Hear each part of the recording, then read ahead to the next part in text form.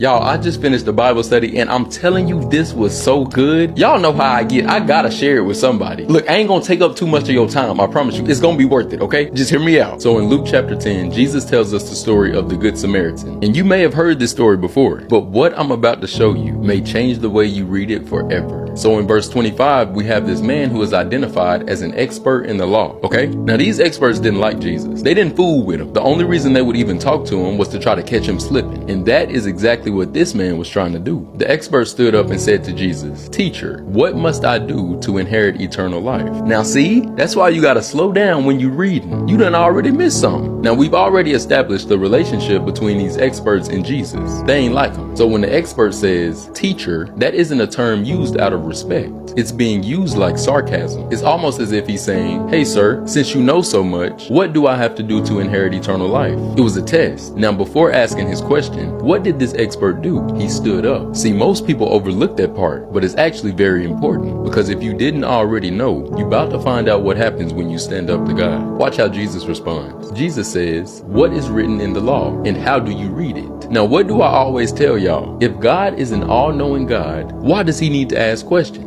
Because God's questions aren't to find answers. God's questions are to reveal problems. And the problem here is, this man was considered to be an expert, but he was asking questions like he was an intern. So in other words, Jesus is saying, I know you claim to be an expert, and in order for you to be an expert, you have to spend a lot of time in the Word. So what I want to know is, what do you know? Because I'm not fascinated by how long you've been in the church. Just because you've been going doesn't mean you've been growing. And just because you've been reading doesn't mean you've been reading right. To that the man responded, "Well, it says, love the Lord your God with all your heart, all your soul, all your strength, and all your mind, and love your neighbor as yourself." Jesus says, "You have answered correctly. Do this and you will live." Now please don't miss this, because it seems simple, but it's actually complex. Jesus said, "Do this and you will live," to somebody that's already alive. So what does that mean? It means the life you want to live is on the other side of the action you have refused to take. See, only 3 of y'all caught that, because most of y'all think Jesus is only talking to this expert, when in reality, Jesus is talking to you. Jesus is saying, I know what you claim to be, but from my examination, you're not what you think you are. You've become an expert in the memorization of information, not the application of information. If you would simply do what you knew, you wouldn't have to dream about the life you want to live.